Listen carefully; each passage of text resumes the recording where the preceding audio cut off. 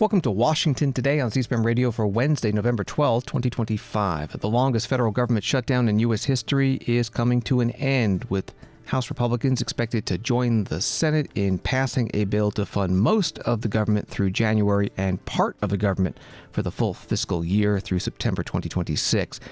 Most House Democrats speaking out against the bill because it does not have an extension of Affordable Care Act health insurance subsidies that they've been demanding. And a provision the Senate added to the bill to allow senators to sue for $500,000 if their phone data was collected in a federal investigation is coming under House scrutiny. Speaker Mike Johnson says the House will vote next week to repeal it. Also today, Vice President J.D. Vance speaks at the Make America Healthy Again MAHA summit in Washington. House Oversight Committee Democrats release emails in which the late sex offender Jeffrey Epstein suggests President Donald Trump knew more about Epstein's alleged sex trafficking than he has admitted. Congresswoman Adelita Grijalva, Democrat from Arizona, is sworn in weeks after she won a special election. President Donald Trump's threat to sue the BBC for $1 billion over its edits of a speech he gave prior to the January 6, 2021 attack on the U.S. Capitol comes up during Prime Minister's question time. Plus, Leonardo DiCaprio, actor and environmentalist, gives a eulogy for the late conservationist Jane Goodall, and the U.S. Mint says it has stopped producing pennies. A CNN headline as we go to air at 5 p.m. Eastern. House expected to vote today on ending record-long government shutdown. Some of the bullet points: the chamber is set to vote this evening on the Senate-backed bill to reopen the federal government. House Speaker Mike Johnson has to sell the package to his razor-thin GOP majority, but he told reporters he's very optimistic. And nearly 900 flights in the U.S. have been canceled today, with hundreds of others delayed, as the Trump administration warns more impacts may come due to the shutdown, and SNAP recipients are still in limbo after the Supreme Court said it will keep full payments on hold. That was from CNN. Speaker Johnson made a statement to reporters this morning. Good morning, everybody. Just wanted to come out and say that we believe the long national nightmare will be over tonight. It was completely and utterly foolish and pointless in the end, as we said all along. I just want to apologize to any Americans who are out there who still have flight cancellations or delays today. I want to apologize to the many American families who were made to go hungry over the last several weeks, our troops and other federal employees who are wondering where their next paycheck would come from. All of that's on the Democrats. Just never forget, they voted 15 times between the House and the Senate to close your government.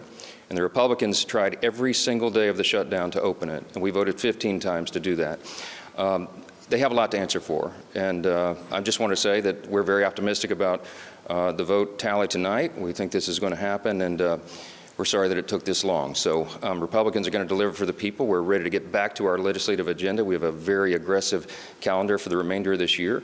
There'll be some long days and nights here, some long working weeks, but we will get this thing back on track. So thank you all. Stay tuned for more tonight. Mr. Speaker, do you have any reaction to the email from House Oversight involving the President and Jeffrey Epstein, sir?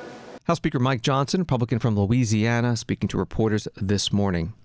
Congressional Quarterly reporting on what the House is voting on tonight. The Senate modified bill includes negotiated agreements on 3 full-year fiscal year 2026 appropriations measures: military construction, VA, agriculture, and legislative branch, and it ends the government shutdown by providing stopgap funding for the remainder of the government through January 30th. It requires federal workers who were fired during the shutdown to be rehired and ensures that all federal workers will be paid for the shutdown's duration. Democrats had demanded an extension of expiring enhanced health care subsidies, but the bill does not include that. Instead, the Senate Majority Leader John Thune, Republican from South Dakota, promised a vote on an extension next month. That was from CQ. The House Minority Leader Hakeem Jeffries, Democrat from New York, spoke to reporters outside a closed House Democratic Caucus meeting. House Democrats are strongly opposed to this partisan Republican spending bill that continues to gut the health care of the American people. We've said from the very beginning that we want to find a bipartisan path forward, that of course we want to reopen the government, but that we need to decisively address the Republican health care crisis, and that begins with extending the Affordable Care Act tax credits. Republicans saw fit on July 3rd to race back into town so they can enact the largest cut to Medicaid in American history, rip food from the mouths of hungry children, seniors, and veterans, and they did all of this so that they could enact massive tax breaks for their billionaire donors, and they made those tax breaks permanent. Democrats have introduced an amendment last night before the Rules Committee that would extend the Affordable Care Act tax credits for 3 years to provide working class Americans with the certainty that they deserve. Republicans rejected it because they have zero interest in lowering the high cost of living for the American people, and Republicans have zero interest in addressing the health care crisis that they've created. Democrats will strongly oppose this legislation on the House floor. Leader Jeffries, will you put a discharge petition on the floor for those ACA extension? Yes. Why 3 years? Why not 1 or something? Affordable Care Act tax credits were extended by 3 years in the Inflation Reduction Act. The legislation that we will introduce in the context of a discharge petition will provide that level of certainty to working class Americans who are on the verge of seeing their premiums, copays, and deductibles skyrocket, in some cases experiencing increases of $1,000 or $2,000 per year. This is unsustainable, unacceptable, and it's un-American. Is the discharge petition negotiable, given that some Republicans would be willing to vote for ACA extension, just maybe not in the exact way that it's being proposed now? The Republicans have zero credibility on this issue. These are folks, these Republicans, who have tried to repeal the Affordable Care Act more than 70 different times in the last 15 years. There's no evidence that they're serious about extending the Affordable Care Act tax credits. As a matter of fact, they were given a very reasonable proposal by Leader Schumer, a 1-year extension of the Affordable Care Act tax credits and a bipartisan commission to address the broken health care system moving forward, and they rejected it because Republicans have zero interest in fixing the health care crisis that they've created. Thank you, everyone. House Minority Leader Hakeem Jeffries, Democrat from New York, speaking to reporters this morning. A discharge petition allows rank-and-file members to get around House leadership and force a vote on the House floor on legislation. It requires the signatures of a majority of members, 218, which today means some Republicans would need to sign along with Democrats to have it succeed. President Donald Trump said earlier this week, when asked about the bill that 8 Senate Democrats had negotiated with the Senate Republican leadership to reopen the government, the deal is very good. Today, the White House Press Secretary Karoline Leavitt said at her news conference at the White House, the president looks forward to the House joining the Senate in passing it so the president can sign it into law. Why have the Democrats put the American people through this pain for 43 days in a row? And it feels like Groundhog Day being up here again talking about this Democrat shutdown. And the answer to that question is pure partisan politics. They started this shutdown with a ridiculous demand to force taxpayer-funded health care benefits to illegal aliens who broke into our country. Even after it was clear President Trump and Republicans would never force American taxpayers to pay for free health care for illegals. In fact, President Trump's One Big Beautiful Bill fixed that problem. The Democrats kept dragging this reckless government shutdown on for weeks longer to boost their turnout in an election, perhaps one may guess. That's because the Democrats are totally captured by their far left-wing base, who only care about attacking President Trump, even if it means hurting innocent Americans in our country. The Democrats' weakness and their unwillingness to buck the fringe members of their party dragged this harmful shutdown on for 7 weeks and inflicted massive pain onto the American public. But let's be clear. The clean CR being voted on today in the House of Representatives that will lead to the reopening of the federal government is what President Trump and Republicans have supported from day one. Our troops, air traffic controllers, and federal employees will be back to receiving their regular paychecks. Families in need will get back to receiving their food purchasing assistance, and the people's government will soon be back open for business. President Trump looks forward to finally ending this devastating Democrat shutdown with his signature, and we hope that signing will take place later tonight. White House Press Secretary Karoline Leavitt at her news conference in the White House briefing room. From the Hill, Senate Democratic leader Chuck Schumer's handling of the deal between centrist Democrats and Republicans to end the 42-day government shutdown has left some Democratic colleagues fuming over what they are privately calling weak leadership. Congresswoman Alexandria Ocasio-Cortez, Democrat from New York, was asked today about Senator Schumer. Should Schumer stay as minority leader? I think what is so important for folks to understand is that this problem is bigger than one person, and it actually is bigger than the minority leader in the Senate. You had 8 Senate Democrats who coordinated their own votes on this, as well as you have 2 retiring members. Many of them are also up in several cycles from now, with the hope that people are going to forget this moment. And I think what's important is that we understand that this is not just a leader is reflected as a reflection of the party. And Senate Democrats have selected their leadership to represent them. And so the question needs to be bigger than just one person. We have several Senate primaries this cycle. I know I'm being asked about New York. That is years from now. I have to remind my own constituents because they think that this election is this year. We actually do have Senate elections this year. And my hope is that people across this country actually participate in their primary elections in selecting their leadership. Congresswoman Alexandria Ocasio-Cortez, Democrat from New York, speaking to reporters outside the closed House Democratic Caucus meeting this morning. CNN's Capitol Hill reporter Sarah Ferris posting news with hours to go before vote. GOP leaders are in talks with GOP Congressman Chip Roy to strip out Senate DOJ language from stopgap in a future bill. This would keep the CR intact, still allowing shutdown to end as soon as possible, but also get conservative votes. Roy sharply condemned the Senate's DOJ provision at late-night rules meeting. It allows senators to sue DOJ for obtaining their phone records during a Biden-era probe. But House conservatives are irked. They had no clue this was coming and hate the optics of it.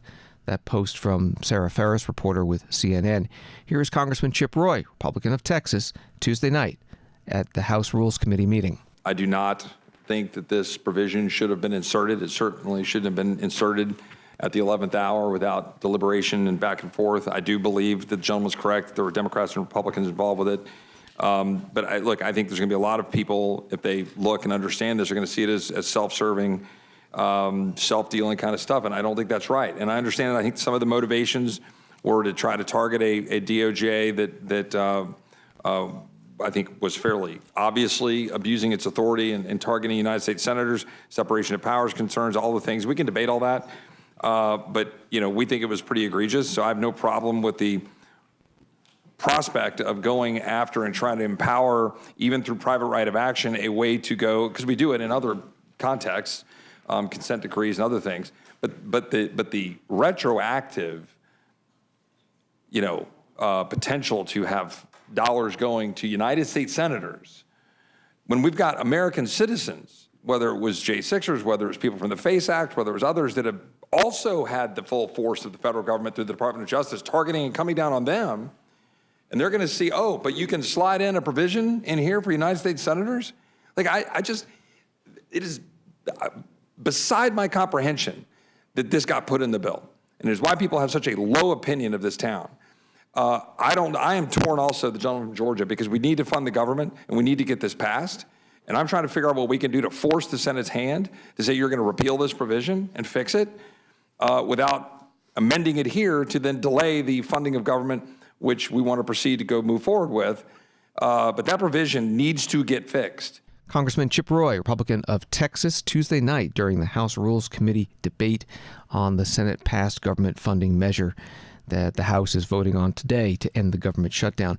Also during that Rules Committee meeting, Congresswoman Teresa Leger Fernandez, Democrat of New Mexico, offered an amendment to remove that provision from the bill, but it was voted down by the Republican majority. We have heard several of you speak to the fact that you think that this Senate provision is wrong. We have called it corruption.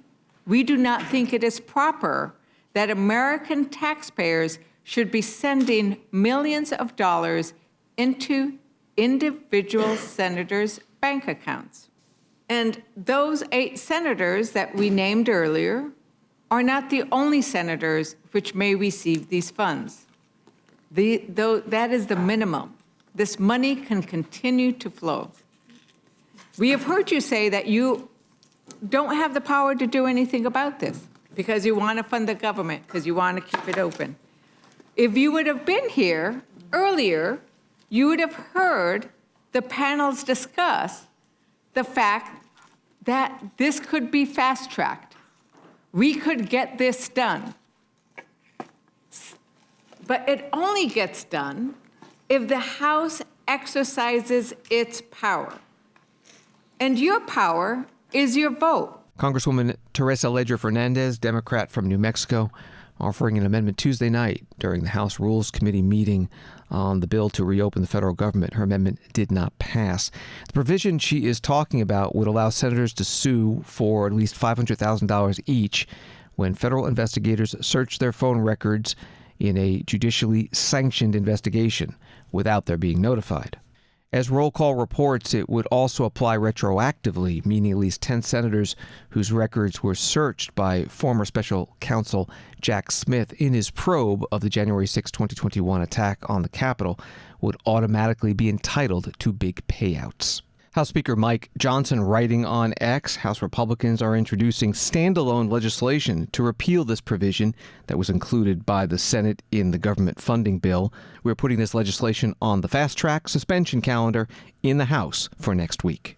With the federal government set to reopen after more than a month, the White House National Economic Council Director Kevin Hassett was asked today about the cumulative impact on the economy. The government shutdown, is it going to have any impact on the GDP or not? Oh, for sure it's going to have an impact on this quarter GDP.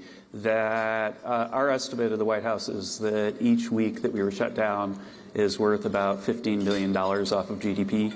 I think the Goldman guys have added all that up and guessed that it's between 1 and 1.5% reduction in the growth rate of GDP this quarter. So I was kind of feeling good about a 3% quarter before the shutdown, so I guess that means that you think we'd be shooting in the sort of 1.5 to 2 range now because of the shutdown. So GDP growth for the year you think will be between 1.5 and 2? Oh, no, I'm talking about the fourth quarter. For the fourth quarter. What about for the year? Yeah, then we just have to average basically 10. Yeah, so it'll be 2 something. 2 something, okay. Yeah. Now, the inflation rate has been around 3%, 3.1% or something like that. Do you see any chance that the Federal Reserve will get it down to its target rate of 2% in the near future, or is that unrealistic? If you look at a chart of inflation, that it's a time series that has quite a bit of momentum. And, you know, my friend I used to work with at the Fed, Alan Greenspan, used to say that, like, dealing with inflation is like steering the Queen Mary. They don't even have a Queen Mary anymore. I think they have a Queen Mary, too. Kind of dates poor Alan. But the fact is that if you look at it, then what happened is that in the Biden administration, it got very high, averaged 5%, was still in the high 3s when we came in, and now, like, if you look at the latest CPI, it surprised, 48 of Bloomberg's people who forecast these things on the downside. If you adjust for a refinery that shut down, then you're kind of looking in the 0.2 range. And so I think that inflation isn't all the way to where you want it to be, but that the momentum is pretty directional. And so I think that if you add to that the basic idea that the policies that we're pursuing right now are increasing supply, they're supply-side policies, then you should expect that we could have growth like we're seeing without picking up Phillips curve effects in inflation. White House National Economic Council Director Kevin Hassett, interviewed today by Economic Club of Washington President David Rubenstein. On Wall Street today, the Dow up 326 to close above 48,000 for the first time ever. S&P up 4, NASDAQ down 61. Treasury Secretary Scott Bessent begins a Bloomberg article indicated that the Trump administration would soon unveil reductions in import duties on coffee, bananas, and other foods, taking action after voter anger over the cost of living saw Republican reversals in state elections last week.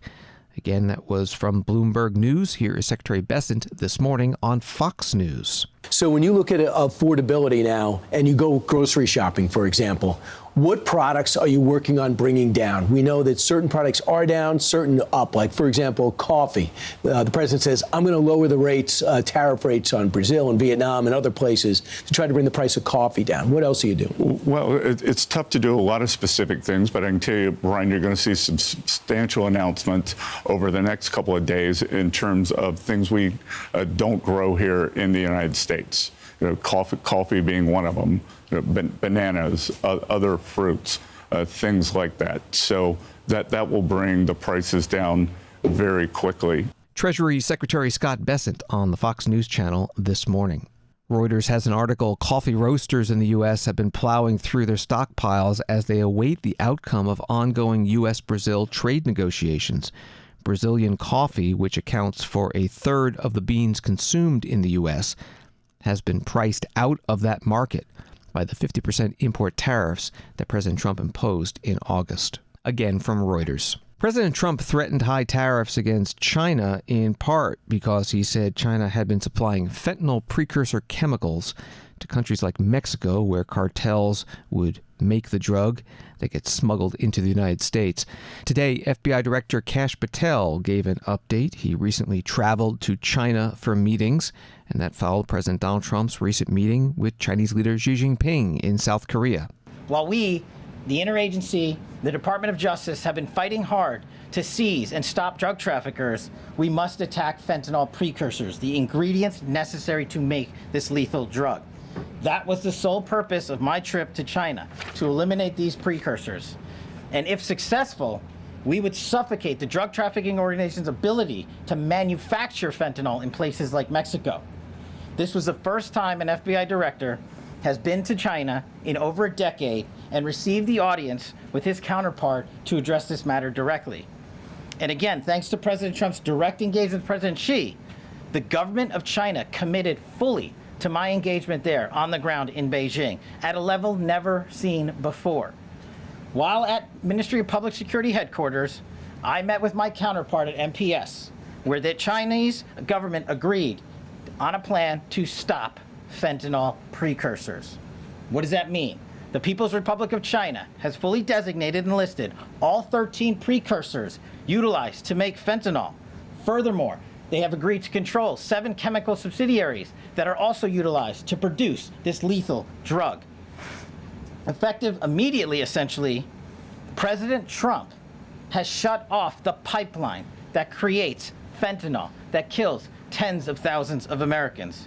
These substances are now banned, and they will no longer be utilized by the Mexican drug trafficking organizations or any other DTOs around the world to make this drug. FBI Director Kash Patel in the White House briefing room. He also said the FBI has seized 1,900 kilograms of fentanyl, a 31% increase from the same time last year. Story from The Hill. Health and Human Services Secretary Robert F. Kennedy Jr., Vice President J.D. Vance, and other top Trump administration officials are speaking Wednesday alongside biotech executives and influencers at a Make America Healthy Again MAHA summit in Washington. Sessions on the agenda feature high-profile topics like the future of the Food and Drug Administration and the National Institutes of Health, compounding and pharmacy innovation, psychedelic medicine, biohacking, and making American food healthier. Reporting from The Hill. One of the topics that Vice President Vance brought up, health challenges of Appalachia, where he grew up. Public health stuff in particular is very bad. And if you look at where life expectancy has gotten the worst in the United States, Appalachia is sort of at the top of the list. And the way that I realized this, actually, so my dad died of cancer a few years ago. And it was one of these sort of super aggressive cancers, came on very unexpectedly, and then all of a sudden he was gone a few months later.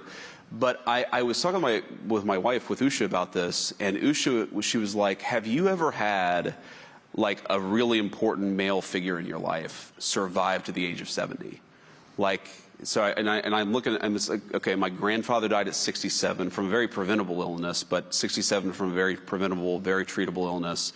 I think all of my aunts or all of my uncles, and not a single one of them that I could think of made it to 69. Maybe one of them made it to 70 or 71.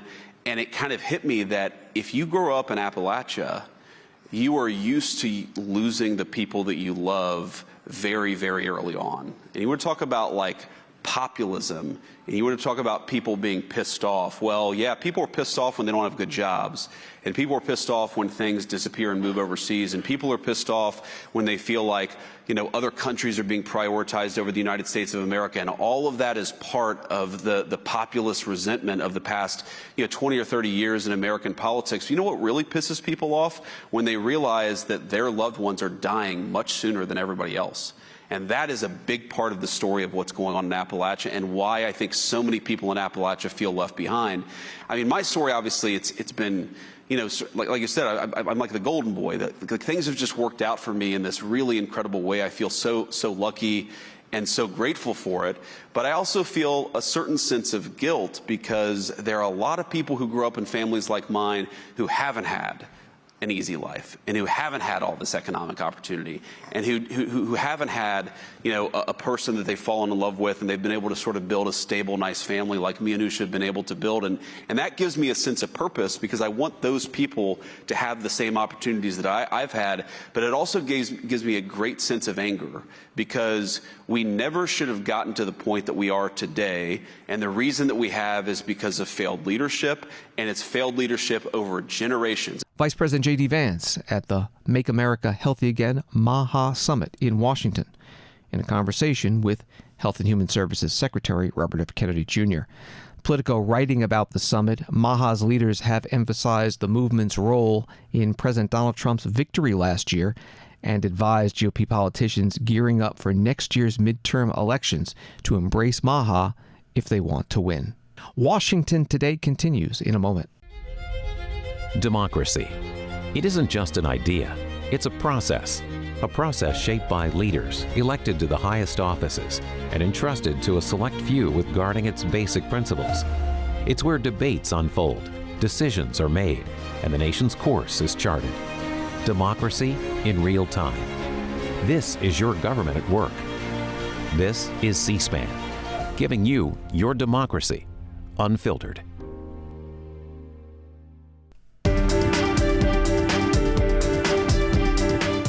Welcome back to Washington Today, available as a podcast on the free C-SPAN Now mobile app and wherever you get your podcasts. From Associated Press, Jeffrey Epstein wrote in a 2019 email to a journalist that Donald Trump knew about the girls, according to documents made public Wednesday. But what he knew and whether it pertained to the sex offender's crimes is unclear.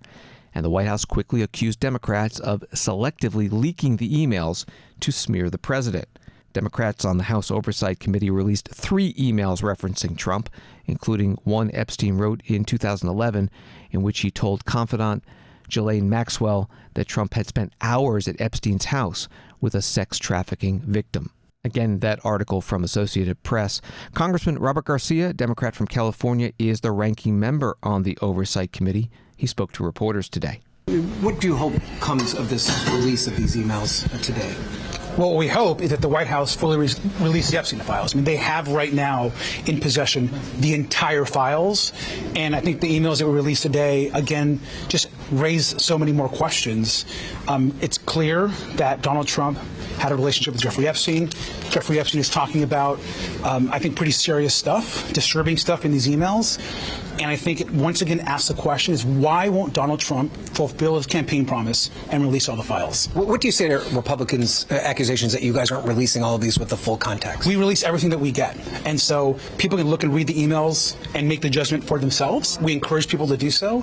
We also think that Republicans should release everything they have in their possession, as we do as well. And so we want every single piece of correspondence to be released.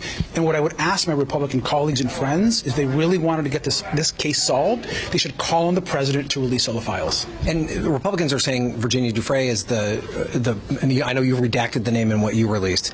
She has said repeatedly that President Trump, she didn't see him doing anything wrong. How do you think that works into the context of what you released? Obviously, she unfortunately is not with us anymore. What I will say is we will never release the names of victims or survivors. That has been a request from the families. And so what Republicans choose to do is on them. We will never do that. Sir, why not release these files when Democrats were in power before, and why not before the election? Well, obviously, I don't know what was there, but that's a good question, because I also think that during the last administration, all the files should have been released. And so I would love to ask Merrick Garland and others, why weren't all these files released when we had them in our possession? What I know today is that Donald Trump is a president, and he campaigned on releasing all the Epstein files, obsessed about it.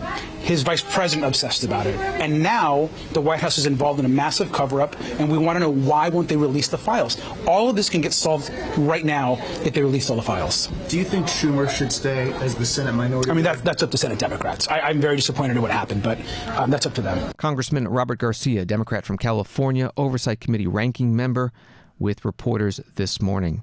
White House Press Secretary Caroline Leavitt putting out a statement saying that Democrats selectively leaked emails to create a fake narrative to smear President Trump, and that news coverage of the emails were bad faith efforts to distract from the president's accomplishments. Caroline Leavitt was asked about the emails at her news conference at the White House. I have your statement about the new Epstein emails that have been released by House Democrats. Separate from why you believe the emails were made public, can you address their substance? Did the president ever spend hours at Jeffrey Epstein's house with a victim? These emails prove absolutely nothing other than the fact that President Trump did nothing wrong. And what President Trump has always said is that he was from Palm Beach, and so was Jeffrey Epstein. Jeffrey Epstein was a member at Mar-a-Lago until President Trump kicked him out because Jeffrey Epstein was a pedophile and he was a creep. And this email you refer to with the name of a victim that was unredacted now and has since been reported on in this room, so I will go ahead and say it, Virginia Giuffre. And it was CBS's own reporting, Ouija, that recently wrote that Miss Giuffre maintained, and God rest her soul, that she maintained that there was nothing inappropriate she ever witnessed, that President Trump was always extremely professional and friendly to her. And so I think it's a question worth asking the Democrat Party, and you should all go ask them after this briefing, of why they chose to redact that name of a victim who has already publicly made statements about her relationship with Jeffrey Epstein and is unfortunately no longer with us. White House Press Secretary Caroline Leavitt.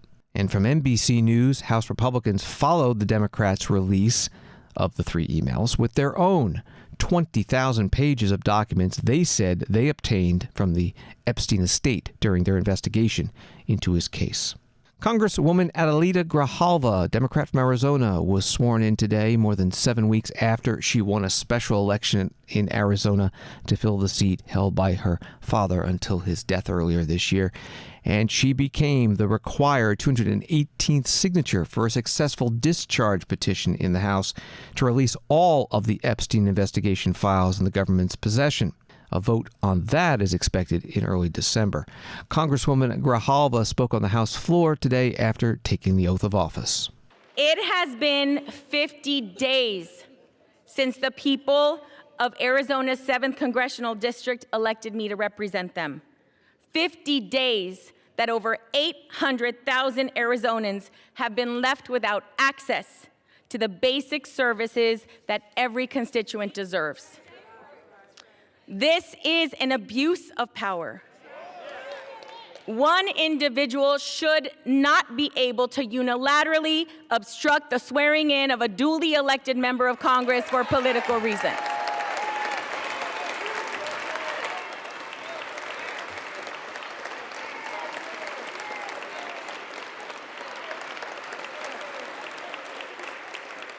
Our democracy only works when everyone has a voice. This includes the millions of people across the country who have experienced violence and exploitation, including Liz Stein and Jessica Michaels, both survivors of Jeffrey Epstein's abuse. They are here in the gallery with us this evening. Thank you for being here.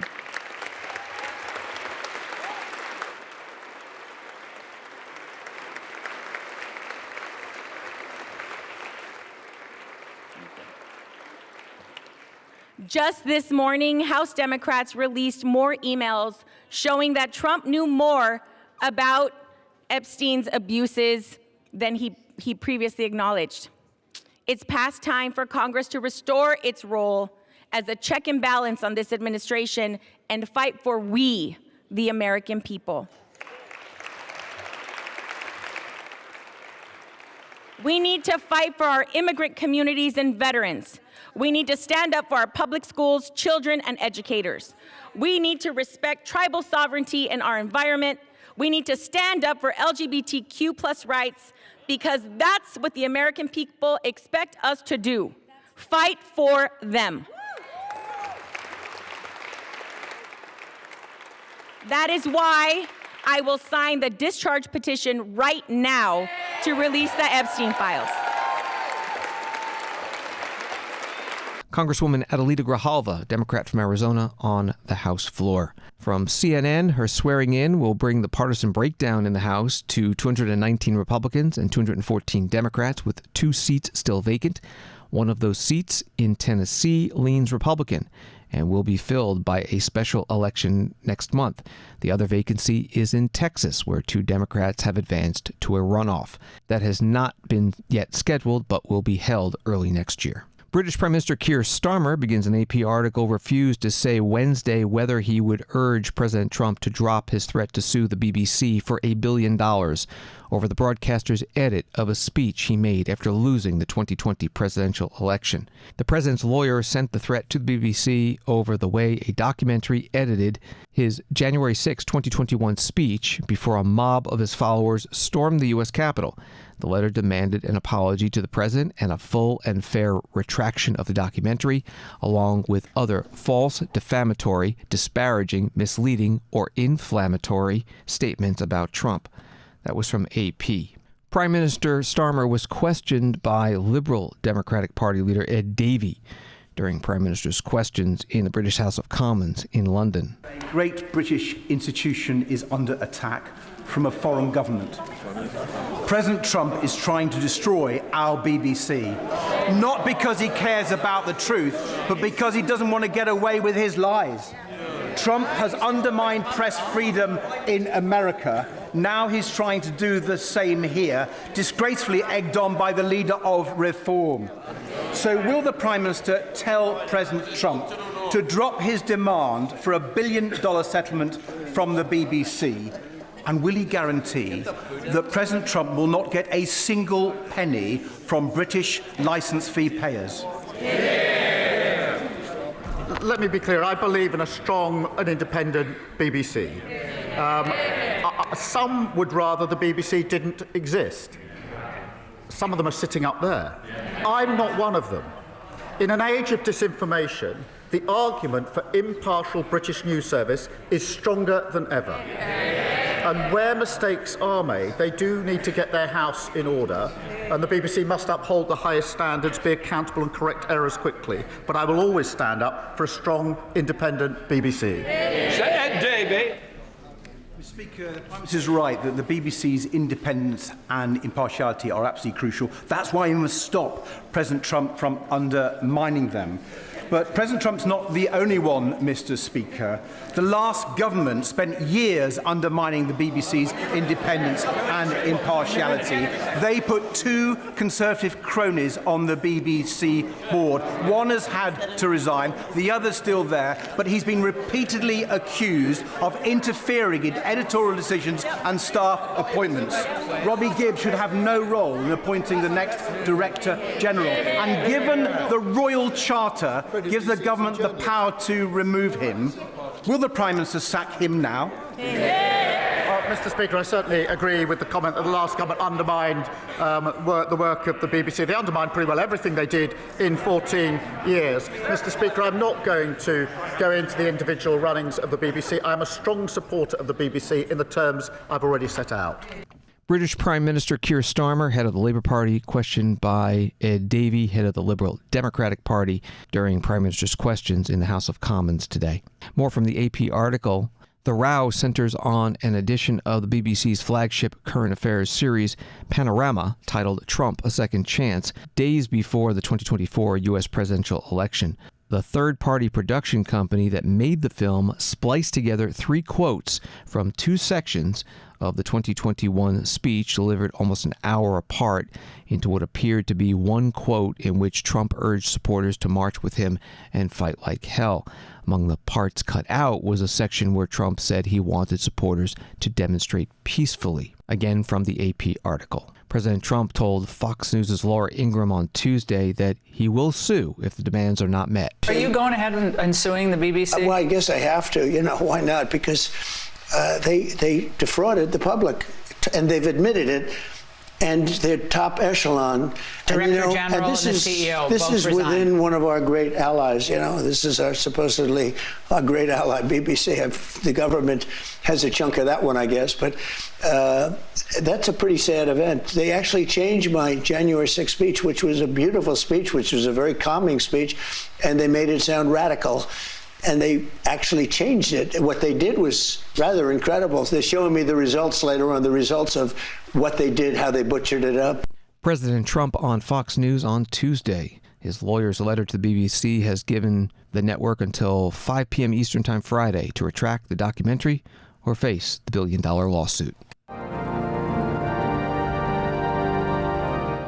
Funeral services held today for conservationist Dr. Jane Goodall at Washington National Cathedral. She died last month at age 91.